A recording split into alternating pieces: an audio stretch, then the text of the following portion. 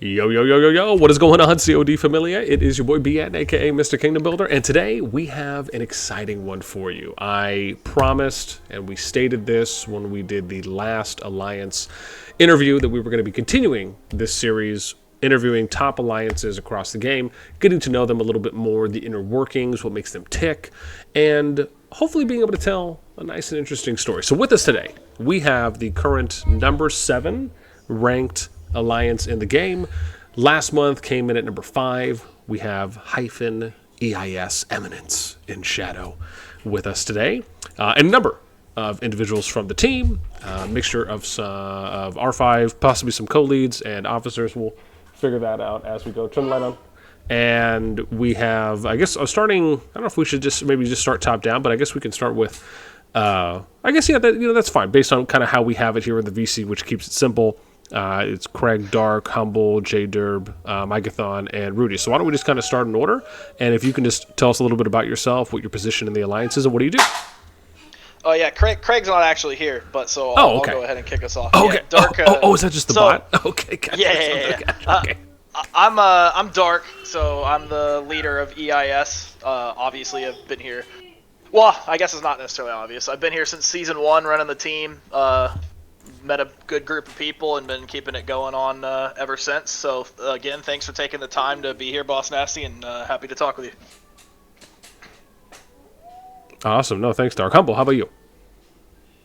Yeah, so I started originally in server 69, and we matched with EIS in season 1 plus, and we were on the losing side of that war. The kingdom kind of died out after that, so I joined him at the end of the season, and I've been with him ever since. I started as an R4 in season 2 plus. I helped kind of with this war comms, then I'm currently leading LSK right now, and yeah, that's pretty much it. Okay, awesome. No, thanks, Humble. And then my ex Boothang, J Derby. What's up? Oh, not much. How's it going? So I joined in season 2, at the end of season 2. Unfortunately, had to leave Myth and my old teammates there, but it was for the best. It's been pretty fun here. I mostly just troll Dark. That's my main job. The best job. R4, and I help plan and run the row matches for us. For those who don't know what row is, Roots of War. Yes. Yeah, one more time. Gotcha. No, awesome. No, thanks. Thanks, Derb. Is it Mike Tithon? Mike Tython, yeah. Okay, there we go. I was going to say, I was probably going to butcher that. Mike Tython, how about you? So I've been with Dark since day 1. He poached me from a previous alliance, but out of all the R4s, I've probably been with him the longest, actually. I've been on again, off again R4s, but I was there in the early development stages of EIS from season 1 plus, after server 69, and moving forward. So I'm just a kind of everyday man, R4, whatever is needed, I'm there. Okay, awesome. No, thank you. And then we got, is it Rudius or Rudeus? Rudius. Rudius, okay, thankfully I said that rightish on the first one. How about you? I'm originally from server 90. I joined EIS in season 2. I mostly help out with data and part of the build team. Help map out where needed, gather data of basically any alliance in our server. Yeah, he's like the boss nasty at EIS. He's got all the spreadsheets for statistics for us. So solid. Definitely will have some questions then for you, good sir. Always happy to meet another fellow statistician, as far as in any scope that it may be. So thanks for that, Rudis. Okay, so what I'd love to transition and kind of segue into now is, for EIS, obviously there has been a kind of long-standing and arguably a big presence that they have had in in the community. And this really started, when I would argue, because when I believe when it was first made, if it was in 68, that's at least the first kingdom that I have for you guys when you originally placed 22 on the top 25 board. This was back in June of 2023, right? So we're talking almost a year ago that you guys started out where we started seeing the name, you guys climbing the boards from there, then jumping up 9 spots to 13th. And that was, of course, back when they were still having incredibly long name KVK divisions as SSSSS, which we can always get into that later. But again, consistent placings. And then obviously, you guys broke into the top 10, placing 6th on, I believe, October of 2023. So kind of rounding the year out, breaking top 5 in September. And then in October, you broke top 5. You placed 3rd.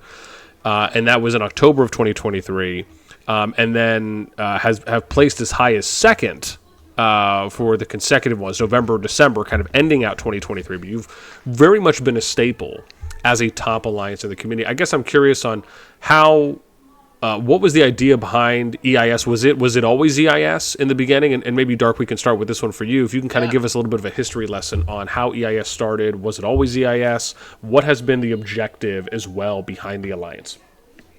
Yeah, I can definitely do that. EIS hasn't always been EIS, but EIS started off pretty early. Funny enough, I didn't start this team. I joined this game because I played Rise of Kingdoms and I was scrolling through Instagram, I think, and I saw, from the creators of Rise of Kingdoms, and I was like, oh, okay, I'll try this game. I liked Rise of Kingdoms. There's a couple of things I didn't like, was like the resource healing to fight, and the long stretches of farming, which CoD kind of got rid of with their free healing. So I was like, all right, let me try this game. And, well, I fell in love with it, right? And I joined a random team, started playing. The leadership wasn't around. I didn't see anything going on. I couldn't contact the leaders, so I left with a group of people in the team that were talking with me all day. We went and joined a team called XD Smiley Face. That was the weirdest team name I'd ever seen, but, we joined some team there. They had a couple of 1 mil players at the time, which on day 2 or 3 was pretty big. So we were with the big dogs, right? We went over, they were only the ranked 15th team in the server or something like that at the time. And when I got there, I had been there for maybe 12 hours to a day, and I was made into R4. And then 2 days later, our R5 quit. When the R5 quit, he passed the R5 to the second team R5, which no one in the team knew. So this R5 from our apparent second team we didn't know we had came over and was given R5. And so the team was like, hey, we don't really know you. Like, we would like to vote on our R5. So we had a vote. Ultimately, I ended up winning the vote. And that's where EIS started off. A day later, we voted on our names. Laughing Coffin actually won the name. Funny enough, we were going to be Laughing Coffin PvP. It's a good game. PvP Alliance. Yeah. But all versions of Laughing Coffin that looked good were taken, and all abbreviations. So we ended up going to our second voted, which was EIS. And ever since, we've just kind of stuck with it. We were going to vote at the end of the season for a team name again at the end, but we kind of felt nostalgic about it at that point, and we popped up on your list, I think, at 23rd for the first time, and we're like, well, our name's out there now, so we might as well just keep it. So and we went rolling with it from there. Awesome. No, thank you. It's always interesting on how the names and or teams, or I guess in this case alliances, came to be, because sometimes people have the intention of wanting to be a top alliance and they just kind of already know who they are in the beginning. Sometimes it's through merging, sometimes it's through dispersion of people leaving and starting something else. And so just always interesting to hear the origin story. But the Laughing Coffin name from SAO actually would have been absolutely fantastic. I think I've seen a few of them, and it's such a great name anyways for the anime lovers out there. Okay, moving on. Let's go to Humble. Let's go to you. And I'll just kind of work our way down so we can kind of get one for each. But you said you started 69, came on as an R4S2+, mainly doing war comms, leading LSK. What has been your experience so far in, and I guess this is a little bit of a two-parter. I'd love to hear what's your experience been like so far in EIS. What makes EIS to you? And then when it comes to Warcoms, what is something that you feel like on that front that EIS does very well, even if it may be that you feel is unique or kind of separates you from other alliances?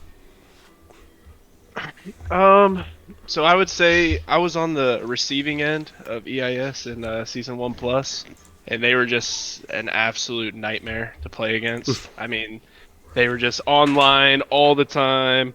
And that's something that actually really drawed me to joining was the activity levels, because like I said, towards the end of our Season 1 Plus for Server 69, shout out to all my Server 69 people out there.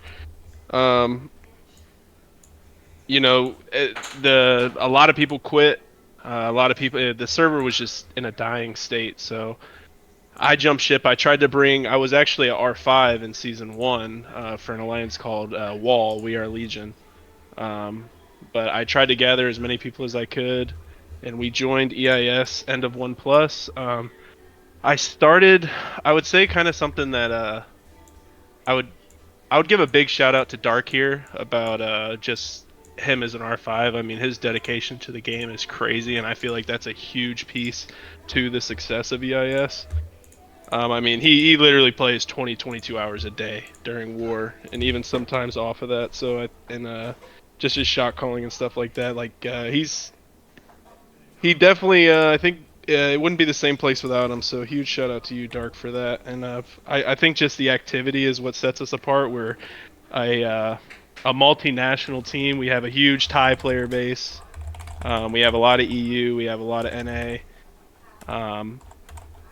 Some Asian Thai, scattered all over, really. So we really have a lot of players for whenever is your main time zone that you like to play the game, you'll always have a team online that you can push with, and I think that's what draws a lot of people here. And yeah, I would say that's been my experience. Started out, hated them, EIS. I mean, in Season 1 Plus, when I was fighting against them, they were super annoying and stuff like that, but definitely wouldn't want to be anywhere else. It's a great place to be. That's awesome. No, thank you for sharing. All right, Derb, let's come over to you, my ex S65 brethren here. Outside of trolling Dark, which seems to be a fantastic role, especially, I mean, let's be real, it should be probably, I mean, everyone should just, you know, as an officer team, everyone should have someone who is basically trolling the lead at all times. I disagree. If anything, just for breaking the ice with with the members.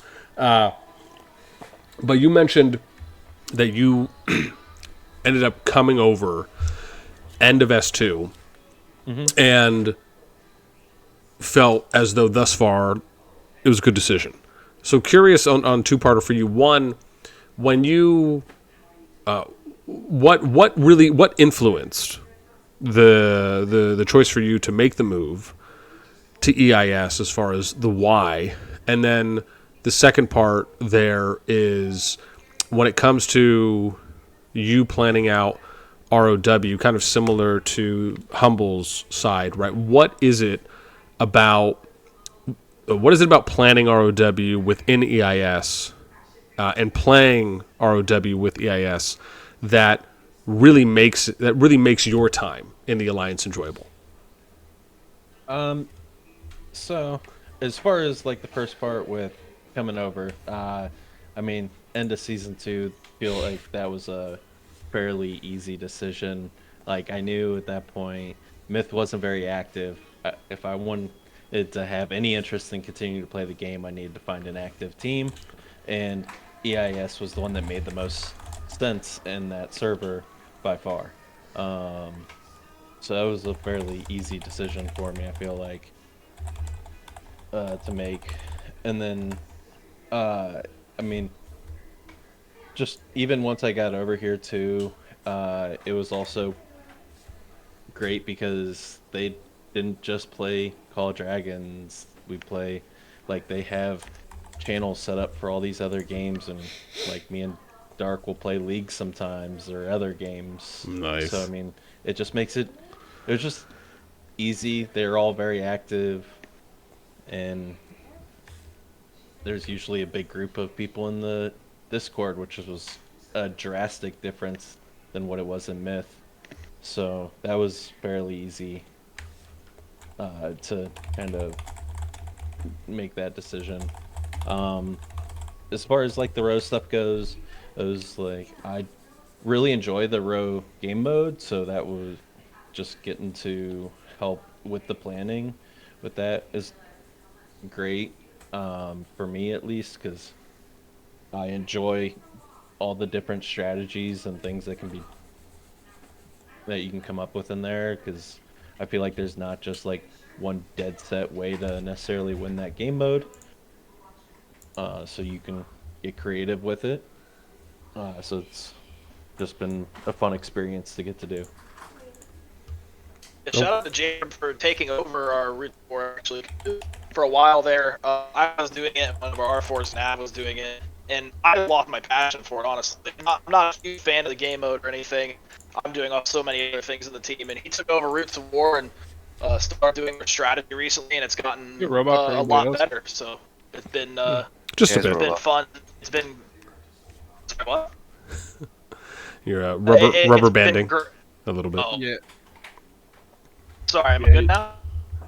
No, it's you got like engine mic, bro. All right. Well, anyway, thanks to Jaders for Gotcha. Thank you. No, thanks. No, appreciate that, Derb. Yeah, All and he Jader took over not too long ago too, so he's doing a great job over there. We were kind of we're kind of I would say notorious for being bad at row, and ever since Jader took over, I think it's going in the right direction. So No, that is absolutely awesome to hear. All right, Mike Tython, which I'm shocked I remembered that as well. My short-term memory loss has not kicked in that hard yet, so it's always a plus for me. Mentioned that you've been the longest running R4. By chance, did you know Dark before? Like, did you guys know each other? I guess as far as the officers here, does anyone have a relationship with Dark prior to joining, or is it kind of all like new staff? It's all Sorry. new stuff. All Okay. the stuff. Okay, got it. So no like pre-existing relationship from another game, previous kingdom. Okay, so everyone's kind of I coming in joined fresh. this game alone, loaded in, and found everyone along the way. Okay, awesome. All right, sweet. So for you, Mike, again, you mentioned season 1. You started with the EIS, kind of an all-arounder. You do it all. In that case, with I guess you having your hand in a number of people's cookie jars, platonically, of course, as I'm sure. What is it? no, not platonically. Not Okay. platonically. Well, in that case, all right, touche. With with kind of being an all-rounder, which I'm always a big advocate of when it comes to R4s. I'm very much a believer that everyone should know how to do everything, even if you have a specialty. Just because you're always able to kind of cover and be a backup to anyone in any event or anytime something may arise.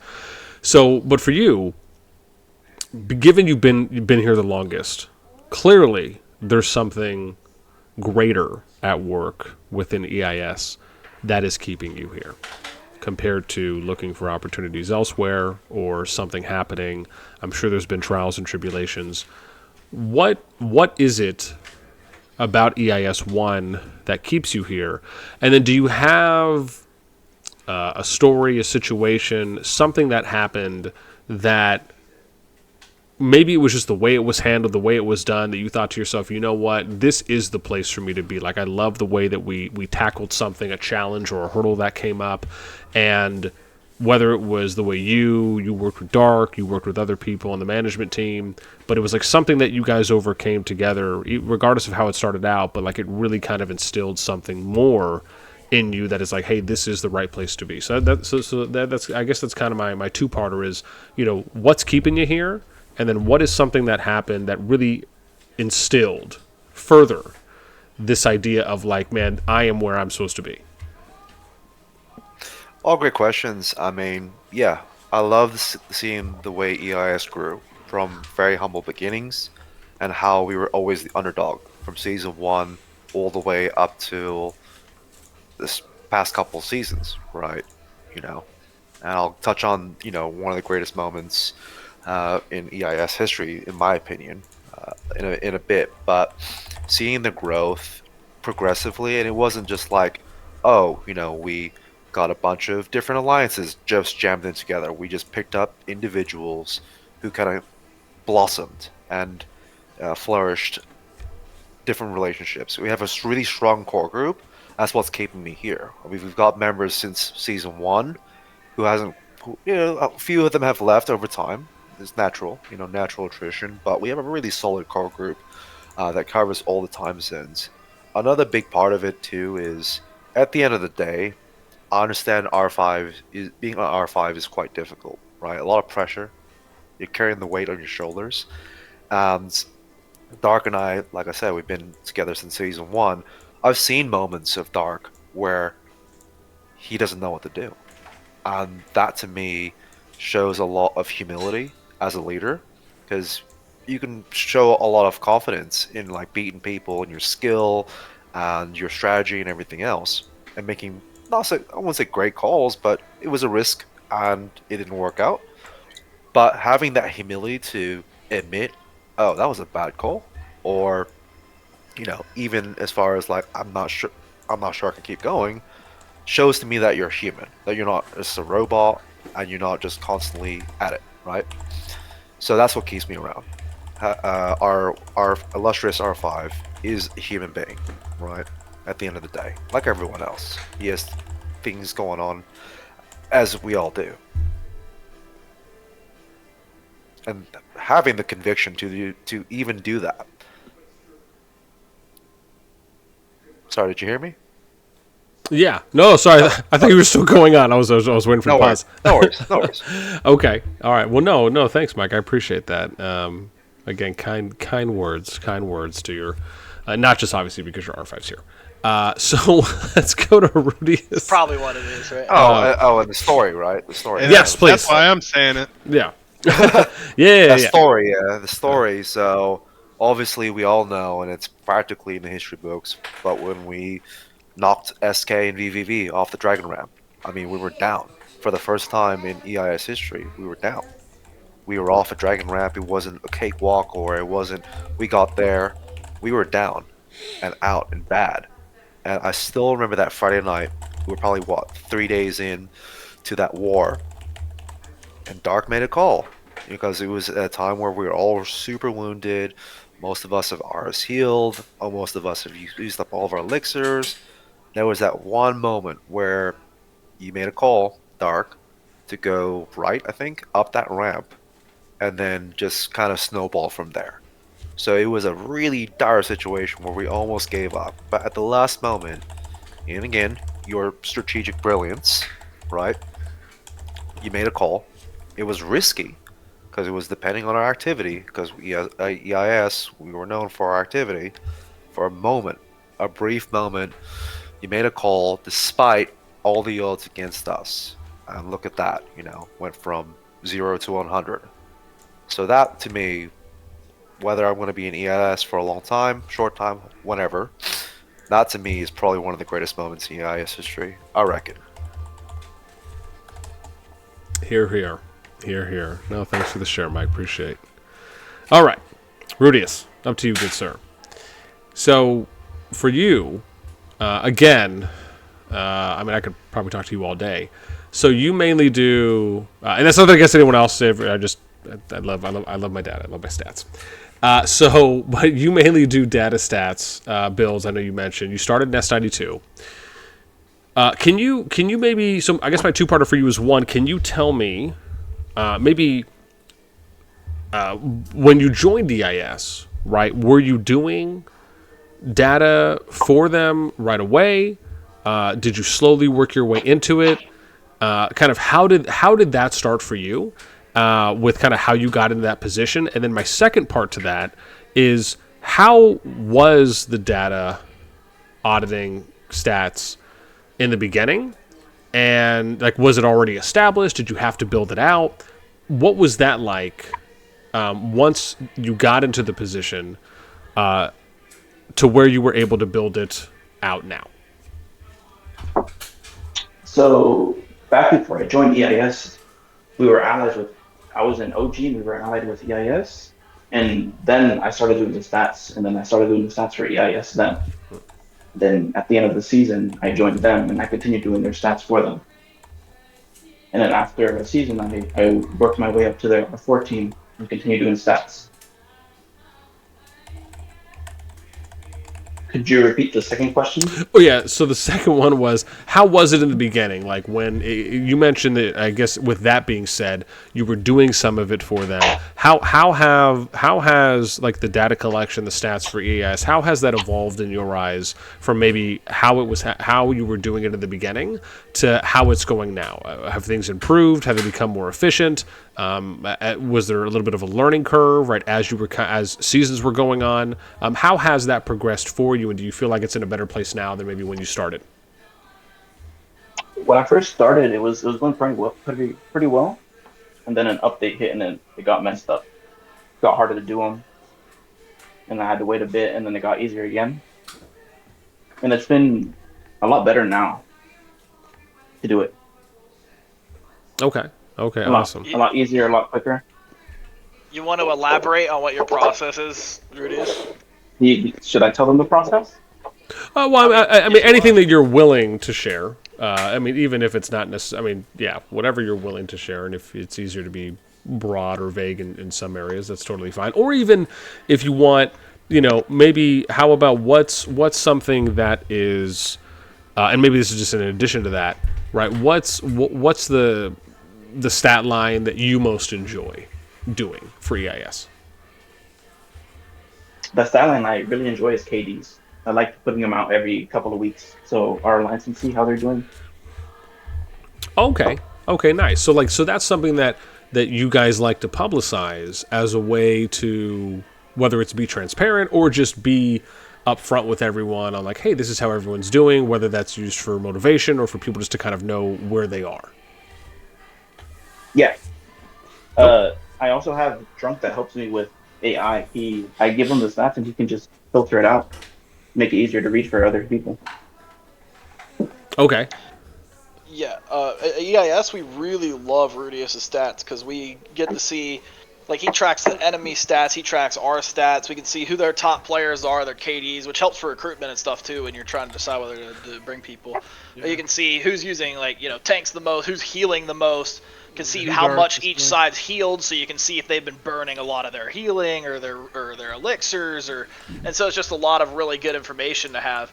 You can see who in your team is trading really well and who might need help learning how to trade or might be doing something wrong because their trades are going horribly. So all that data really helps EIS figure out how to coach or help our members and see the situation of the war. Awesome. No, it sounds great. Well, no, Rudius, thank you so much for that. All right, let's, Dark, come back up to you. Let's maybe start diving into some of the weeds here a little bit. Yeah. So, it's no secret that being an R5, being a lead in today's Kingdom Builders, and I would argue for probably historically Kingdom Builders as well, even of the past, but I would say more so nowadays, is, in short, I mean, it very much is a full-time job. And it can be a part-time job at times, just depending on, how well the multitasking and the delegation goes and how responsible and trustworthy an officer team is, which is essential to making sure that, anyone has a tight ship and an efficiently running ship at that.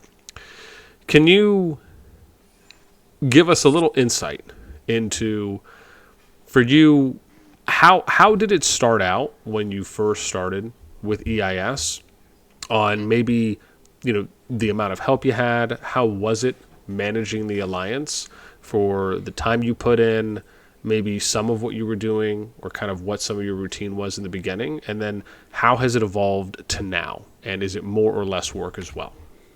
Yeah, that's a good question. I like that one. So I guess as far as when I started out in EIS, I basically got R5, and I had talked to people had basically asked before, like, did you play Rock and stuff. I actually was king on Rock for my kingdom at first, but like I wasn't like when I say king, people are like, oh, what server were you in? Like I didn't play that long, right? I got king of the server and then I basically quit. We played our whole season through. I got king, and I was like, all right, guys, like now what are we gonna do? Like let's go fight this other team. And then people are like, oh no, we need to work with them and like farm up. I'm like, what do you mean? They're like, oh well, we have to wait for KVK. And I'm like, okay, when's KVK? And they're like, I don't know, it's not announced yet. Maybe 3 or 4 months from now. And so at that point, I was like, oh okay, I don't want to farm for 3 or 4 months. And so I kind of took my leave from that. And then I played a game called Evoni: The King's Return. I was king on that for 4 years. I had a fun time playing that. It was more of a city hitter though. It wasn't like it was still a kingdom builder, city hitter. You were king, but there was no open field combat or territory or anything like that. So that was quite unique to Rise of Kingdoms and Call of Dragons. So I kind of was king. Yeah, sorry, there goes the dogs off. No worries. I kind of was king at that moment. And so it kind of just made sense for me to take over when our leader left, and so I just kind of took over things there. I would say I did basically all of the work at the first season, because I was on all the time too. I was just always there, doing everything. My R4 team wasn't settled. It was predetermined when I got my R5 rule. So I was doing majority of the work there. Later on, I ended up recruiting people like Mike Typhon down here pretty early on. Godzilla was also from Season 1. With us. There's a guy named Link who's no longer with us, unfortunately. He just left us last season and stopped playing Call of Dragons.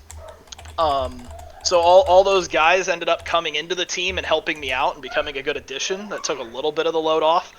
I think over time, I've been able to do less and less work because my R4s have become better and better over time. Like, you know, we picked up Humble, we picked up Jader, we picked up Rudius. Just over time, we got these pieces and the jobs are getting a little bit more defined, like with Rudius doing our stats, and, you know, Jader taking over Roots of War, so I don't have to worry about that. Rudius and Godzilla, like, doing the build plan and coming to me, and it really saves me a lot of time. So I would say now is easier than it was at the start, when I really had to put in that footwork at the start. I mean, I was doing the build plan, the statistics, checking each member, seeing who we had to kick, recruiting. Like, I was doing absolutely all of it. And so I still handle recruiting and all that kind of stuff, but now I have people who give me the stats, who help with the build plan, and that's a tremendous help. Definitely saves me some time. But I'm on the game a lot to begin with, so I have time to kind of be around. You know, working from home kind of helps with that. I can be more available, and so that kind of helps me be a good leader because I can be around a lot.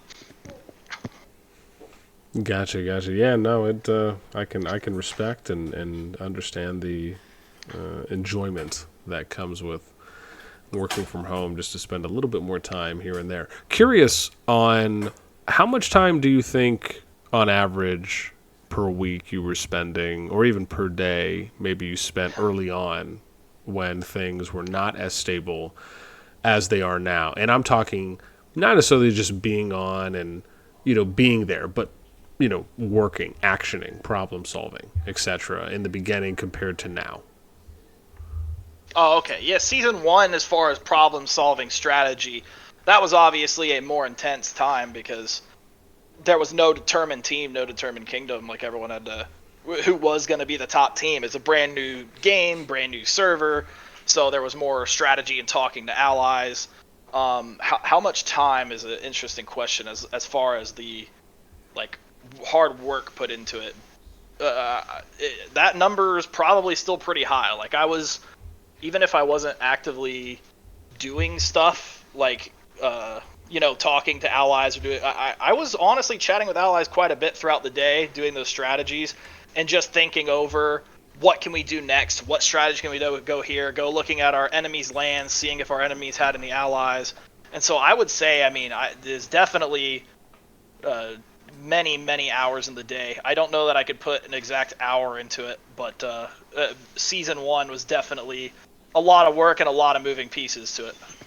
Gotcha. Would you say, you know, more than 6 hours a day? Yes, okay. For sure. More than 10? The minimum 6, probably. Sometimes, yes, more than 10. Okay. Yeah, it's always interesting. because it always feels as though the number for leads, and I would argue even to an extent officers as well, are always putting in a decent amount of time, and sometimes that sometimes the amount of time that a management team is putting in from an alliance isn't always a reactive time. Sometimes it can be proactive time, and usually in those cases it's a little better when it is proactive more so than reactive, because that way you're always kind of ahead, and typically it's more enjoyable than the former, where it almost feels like you're catching up, right? And trying to get up so you can breathe for air, if you will. Yeah, Okay. It's kind of a chess and strategy game at times, where you're kind of just looking at the enemy's map saying, what is my enemy going to do, right? What is this team going to do? What is my ally going to do? Can I trust my ally? All these questions have to go out, especially in Season 1. You don't know if you can trust your ally. You don't know if they're a reputable team. Like, you have to figure these things out as you go, right? So can I trust my ally? Is my ally trying to backstab me? Is my ally working with this? Like, what's my enemy going to do? Is my enemy going to try to make allies? Will my enemy try to recruit my players? Will my enemy try to recruit my allies' players? And all these things factor into each other. And like, for example, one of our biggest enemies, the number one team in the server at the time, allied a team in a region next to us, and they were in Burning Lands. I forget the region to the right of Burning Lands. Maybe if someone remembers here, they can remind Zoland. me.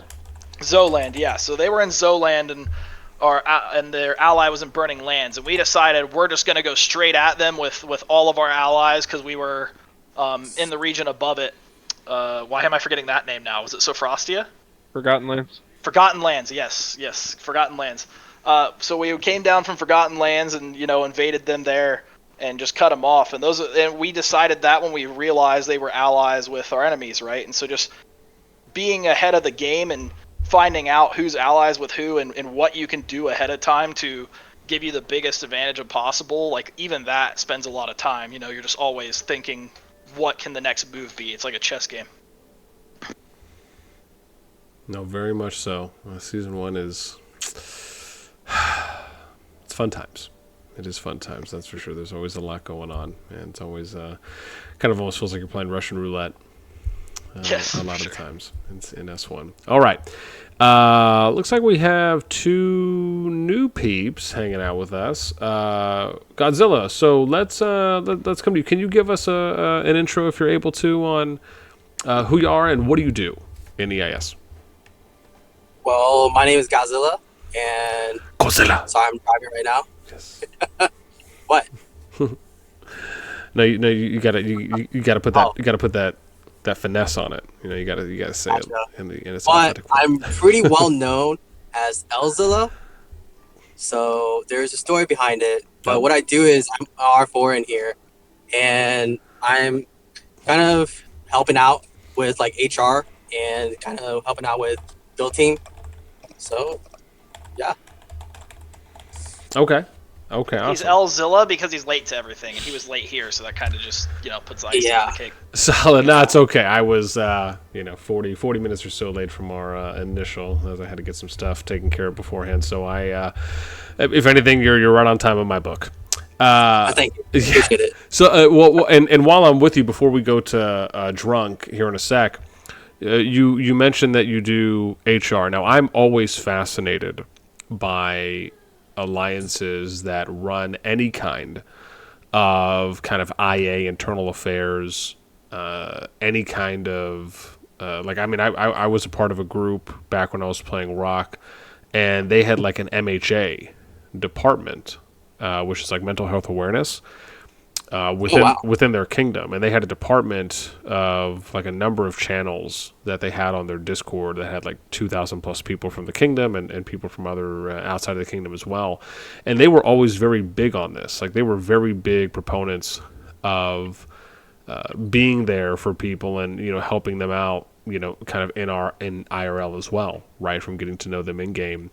And I knew some of the people that ran that department for the kingdom, essentially, and there was a lot of people that they would talk to, and it was kind of a hybrid. It was like internal affairs stuff plus any of the MHA that was there. But given that you do HR, can you give me a rundown of what does that entail? what do you do as HR, whether it's for the alliance or even outside of it? And then, what are maybe, what's like a gratifying story or something that you've had happen while you've been there, if you have one? I mean, I don't really have a gratifying story. I don't think we're like that, how you said you had like an advanced thing where you had like groups and stuff like that. But I think EIS was pretty, when we have HR stuff, we're actually pretty not that, like, have that many issues. I think if we had any issues, we always try to keep it handled.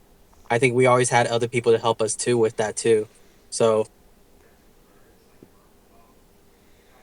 Okay, gotcha. Yeah, there's a couple characters in EIS who do most of the division that happens and stuff. So kind of have a usually what happens if it's internal affairs, stuff like that. If two alliance members or something like that have issues with one another, Zilla usually talk to them and kind of find a common ground for them to we're all on the same team, we're all the same family, and we all want to win. So put the petty stuff to the side and focus on that. Kind of what it comes down to. Okay. Well, Zilla, can you and again, I think this is a great thing when it comes to others that can, maybe learn a little bit from that. I guess when you have a situation that arises like that, I guess regardless of how often it may, which is always nice to hear, as well, that there's not too many occurrences or situations that may happen. If you have two people that are kind of going at it, what's your process for kind of handling that? How do you approach it? And then, kind of what steps do you take, right, to try and get the best result out?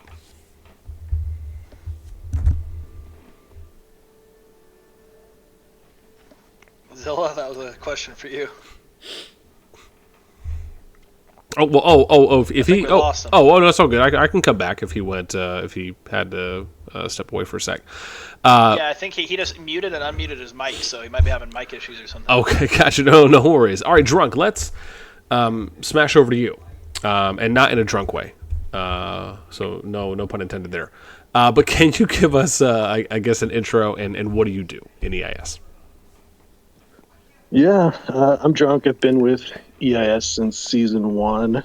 It's been fun, almost a year now, right? But I do a lot of different kind of administrative stuff, manage Discord, work with JDerm on the ROW stuff, work with Rudius on the data stuff. We do a lot of AI, tapping into ChatGPT to do a lot of our data analysis.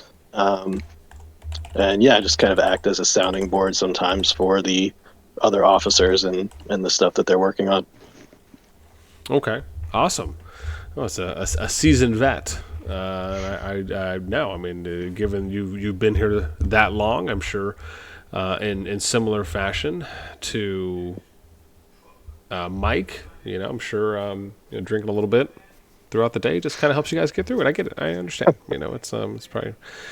With that in mind, though, again, I guess it kind of seems like a little bit more of a jack of all trades, similar to Mike, with kind of being helping out in as many areas as you can and being a voice there.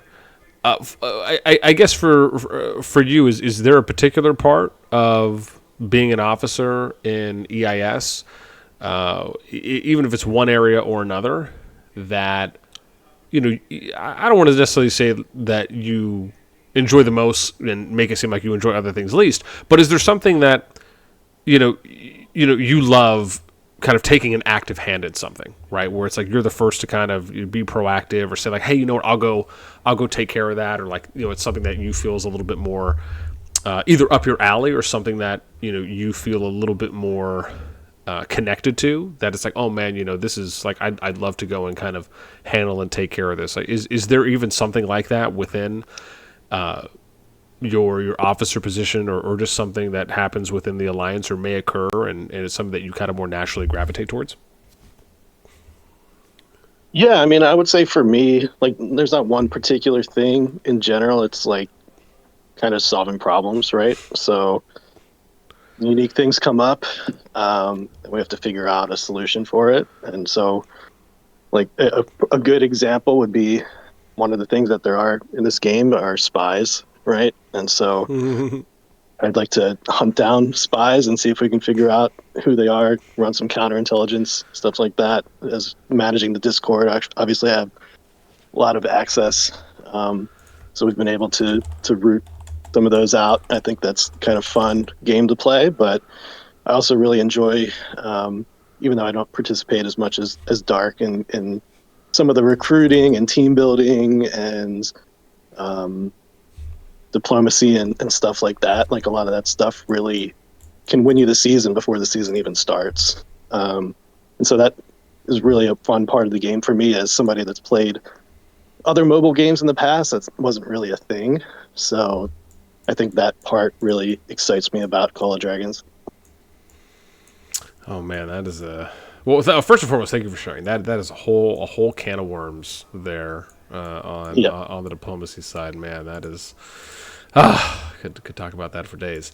Okay, let's move on. Let me see here. What do I have? Okay, no, we're doing good on time. So let's go to Humble. I want to bring it back around to you. So we'll try and get maybe one more in for everyone, and then we can kind of work a little bit more towards closing out. But coming back to you, Humble, you mentioned something about kind of having more of a multinational alliance, and this is something that, at least from my time playing Rock, has always kind of seemed as though, there's kind of like two ways of approaching it. It's either, you have multiple alliances within a kingdom, and each alliance has a particular time zone that they focus more of a core piece or core part of their membership on. And you just try to basically achieve what I would imagine almost anyone really wants to, right? Which is a 24/7 time zone coverage throughout your KVK periods. Or you run a more of a mix of time zone coverages internally within the alliance. Now, usually this is a little bit more challenging because all it means is that you just have fewer spots at the end of the day, and it means that your uptimes, it means even though you'll have varied uptimes, you won't necessarily have like the strongest uptime, right, compared to another alliance who's mainly focusing more on, we just want people that are kind of on more in this 8 to 10, 8 to 12 hour window, usually when you're spreading out. But the idea being that you're trying to kind of hit that. It sounds from what you're saying that I guess it is a little bit more of that within EIS. So I guess I'm curious on what do you feel like, because obviously I don't know if you guys have done something differently before, but I guess with how it is now, do you feel like that's something that I guess makes EIS a little bit more of what EIS is, like it plays more to the strengths, and do you find that it at least works out well for you guys in KVK from having that type of variety internally? And I guess it's more so because it's not as though there's 3 or 4 active alliances in your guys' kingdom at the moment. But with what you have, do you feel like this works out well for us, and we see kind of good time zone coverage when we're fighting? Yeah. So two things to kind of answer that question. I would say during my time playing, I've seen 2 type of systems that I'm not going to say they don't work, but I'm going to say I think that they don't work as well, in my opinion. And that's council systems. I think council systems don't work very well in this game. And one time zone teams, I think, don't work. I mean, so with one time zone teams, you do have like that massive 160, 170 online for that, that 4 to 6 hour range, right? Or maybe a little bit less, maybe a little bit more, depending on the team. But I feel like with EIS, how we have it set up, we have a good mix of pretty much everybody.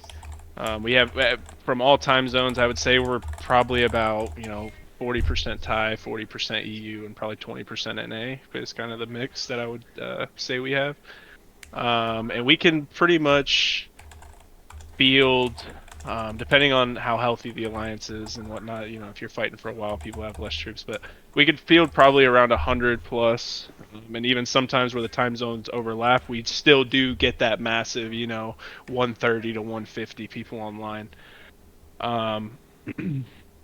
So yeah, I would say, I think that the multinational team that we have. Oh, and the second thing that I was gonna say about it was space in our server, right?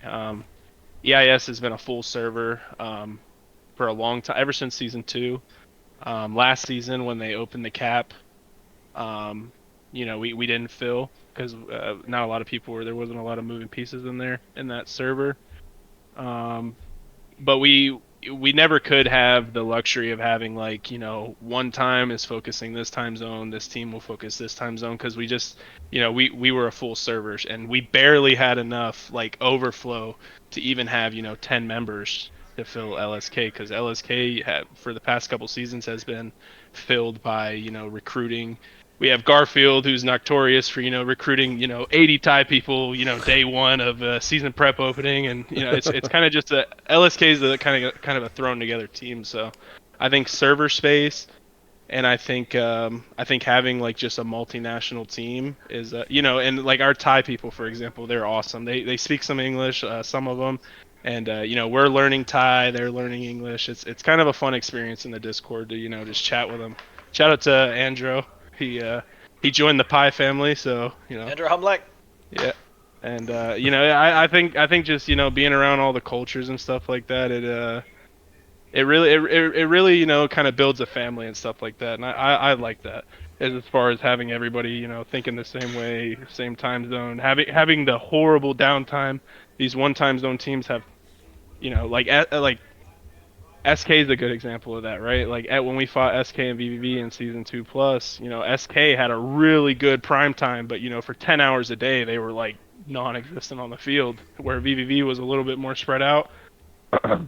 But yeah, I think just in general, multinational teams are better in this particular. For me, what I've seen and what I've went against and playing with EIS, I just think it it works better to have a multinational team. Okay. No, thank you, man. I appreciate the detail there and the view from how you guys see it and how it's worked out for you. That's great. Derb, coming over to you, and I'm starting to kind of run a little bit low on time. So what I'll probably do here is we can kind of start rounding it out for each person. So, but Derb, for you on the row side, I wanted to kind of ask something a little more specific there, and then get your final thoughts as well. Is on row itself, how has and again, you can don't necessarily have to kind of give anything away for how you guys run row, as far as any particulars, so to speak. But I am curious on when you first got into it and you were running row.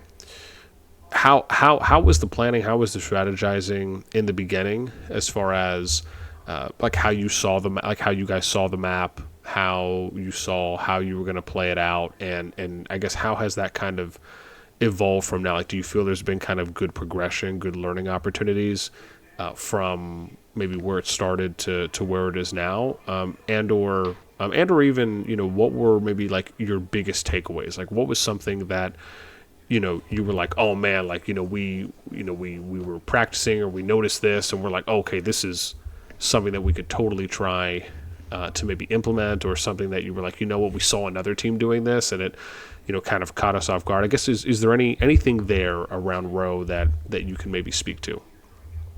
Yeah, so I mean, it wasn't until probably about it, I would say, even these last 3 rows where we even started kind of taking it seriously, because we always just played it for fun. And then I think is when they finally announced that they were going to do a tournament and there would be prizes for that we actually started to take the game mode seriously. Because I mean, previously it was what the reward difference was 5 heads versus 10 heads, as far as the tokens for hero commanders. So it wasn't like it was anything drastic that we ever felt like we needed to take it seriously for. So it's been big difference just in these last couple weeks, ever since we've started to really focus on improving in that game mode.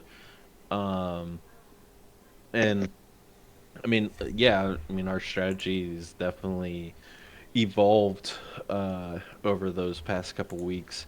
One just started off fairly simple in the first week or two of doing it, just to kind of help build a baseline strategy, and then it's kind of evolved from there. But a lot of it also is just things that we've picked up and seen from the people that we've played against, in addition to just any videos we've been able to watch online, with as far as adapting our strategy and just kind of making it our own. Gotcha, gotcha. One of the things I know I've advocated for, or I've mentioned this, but I need to put a suggestion out for this as well, is like I'd love if they had a private match for ROW where Uh, you could set up like 20v20s, or whatever, yeah, or the 30v30s, right, whatever the numbers are, and being able to kind of have those, like have a first team, second team, or even like play against the AI, right, or even just playing on the map on your own, where you can just like test openings and like timings, etc. Like something like that to me just feels like yeah, hopefully it'll be the next natural step. yeah. I mean, even just like a practice mode would be great, just to be able to really build on those strategies and be able to actually like thoroughly test different things. Oh yeah. No, hopefully one day. With that in mind, though, for you, Derb, any final thoughts, or actually, this could be shout outs or declarations that you would like to give. Uh, just shout out to on Dark and the leadership team that's been here.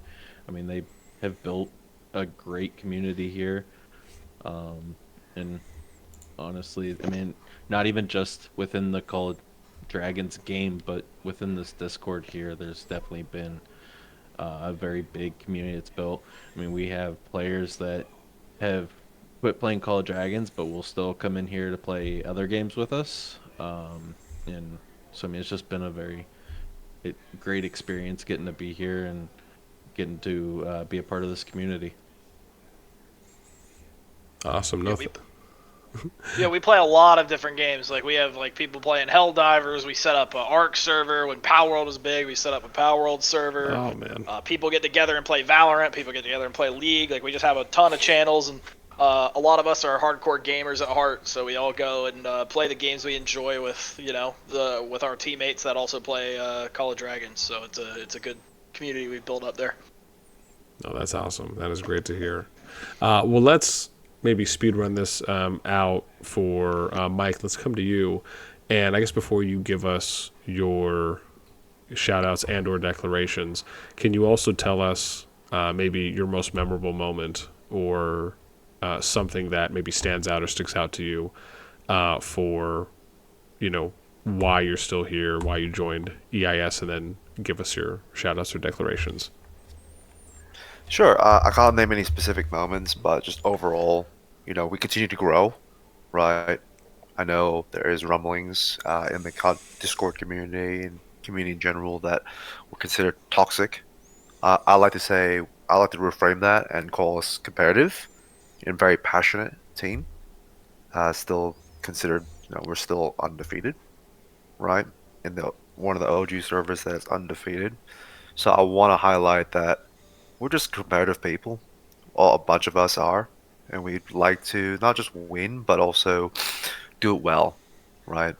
And come back from tough situations from SKVVV or even last season, right? When the number one team, TFS, you know, still up for debate, right? Whether we won that server really, but at the end of the day, we still stood up to them, uh, you know, as an underdog, and that's always been the story, right?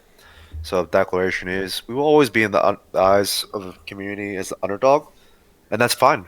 Let's continue to keep on proving that we are who we are, and we didn't just stumble upon it, right? We through a lot of hard work and dedication, we are who we are. Yeah. Awesome. No, thanks, Mike. I appreciate that. Drunk, how about you? Anything memorable? Final thought before you get to any shout outs and or declarations that you'd like to make known.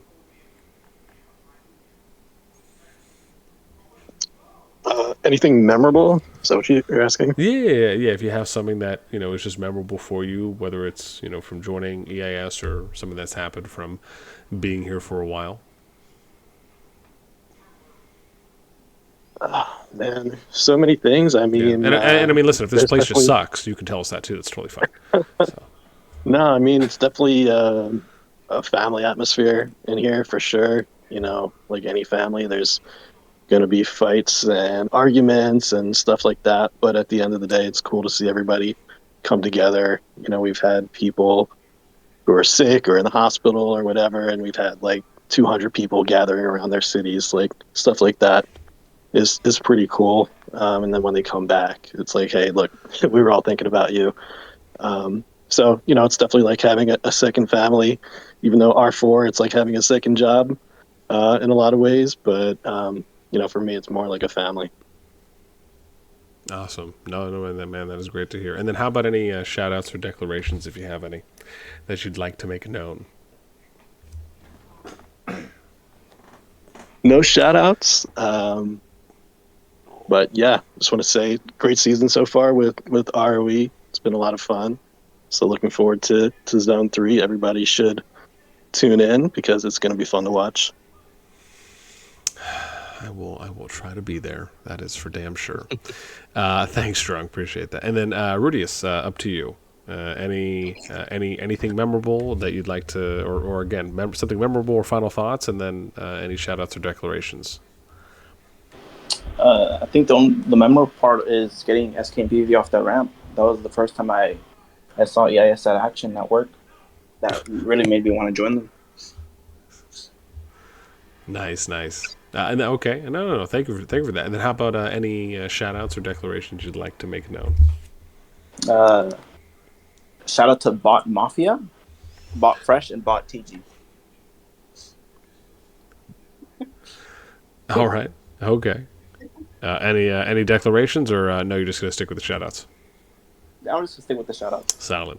All right. Thank you for that. And then I guess Dark, we can kind of round you out last. But Godzilla will go to you. Same two questions. Anything memorable or of note or final thoughts you'd like to share, and then any shout outs or declarations you'd like to declare. Yeah, I mean, there's. Oh, go ahead. You go. Sorry. I think literally the shout out, I guess the memorable thing I remember is season 1 plus. I think that's the best season EI has ever had to me. I think we just fought out, even though we had like some losing battles and we had some winning battles, we kind of persevere. And I think that's one of the EI's strength. We don't give up. We just kind of just keeps going. And I guess shout out is me, Jada, and Pomba, or the troll team. So that is all. Solid. Thank you for that. Looks like Humble came back for a sec. So Humble, before we get to Dark, how about over to you? Anything memorable, final thoughts, and then any shout outs or declarations you'd like. Memorable moments. There's been a lot, but I would say, yeah, I would probably go back to not the end with the ramp with SKVVV, but when we had the Zone 1 war with VVV and Tribe, and we had 188 members online, and the field was just flooded with people. That was so beautiful to see. Like, it was definitely a very proud moment to see everybody coming together and hopping online and getting the job done. As far as shout outs, I mean, same thing. Just shout out to all my 69 people. We're all a lot of us came to are currently in EIS, but a lot of us are still scattered out there. So big shout out to Yami. He was R4 in Wall in season 1, and just all those guys from back in server 69, and I hope they're doing well. I hope to see them again too when Global Migration comes out. They already know they got a home here, so. Awesome, awesome. No, thanks for that. And then, of course, the fearless leader, Dark, will let you go ahead and round it out. Yeah, as far as memorable moments go, there's been quite a bit. There's a lot of memorable moments, you know, with our members, just playing different games and just having a lot of fun jokes pop up and a lot of fun moments in a lot of different games, not even just COD. But I would say as far as the Battlefield and Call of Dragons goes, it would just, like, the VVV Tribe Zone 1 War was just an absolute great moment. Season 1 plus, we loaded in and we had a big enemy off the bat, an enemy who was bigger than us, an enemy we were driven to fight. We had our first ever like massive battles. You know, season 1 we had battles, but there were a lot of cav scraps and people were so imbalanced in power and everyone was figuring things out. And season 1 plus was like the first time it was really organized, and so there was just a big push war there. Season 2, not a lot of memorable stuff there. We 1v5 to the server, 5 servers versus us. It wasn't close. That season was probably the most boring season we've ever had. Season 2 plus, Tribe and VVV dropped in our zone 1.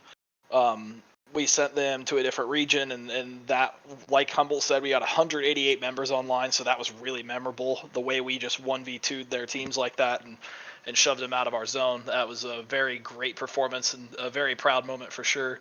And then the end when we pushed the ramp on SK and VVV, that was also another big moment.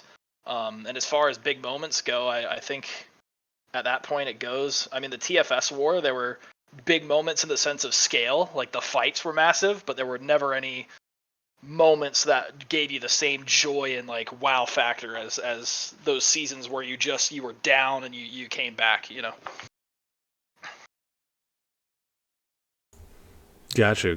No, thanks for that. And then lastly, before we close it out, any shout outs or declarations you'd like to make?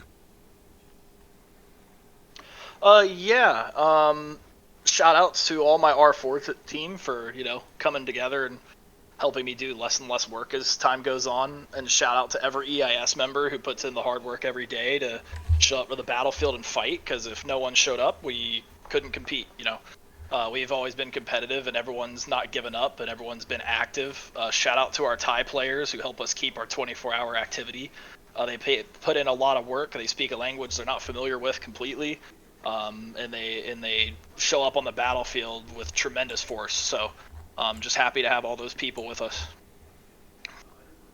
Awesome. No, man, thanks, Tark. And again, thank you to the officers and for you guys taking some time and joining me. I'm glad we were able to get this one in the books, and this has been an absolute pleasure for me. So again, hopefully we'll be able to see and catch some more EIS action out on the battlefield. I know I'll be looking forward to it, as I'm sure the community will be looking forward to watching some more fights too as well from your team. And this was a great opportunity, I think, to get a little bit of an insight and more of an understanding into how some of the top alliances work. So thank you so much for your time. I very much appreciate it. And fam, that's going to do it for us. So as always, let us know what you guys think in the comments down below on how this one went. And let me know who you think I should interview next. That's going to do it for me. From us, the AS team in Dark, as always, until next time, we'll catch y'all later.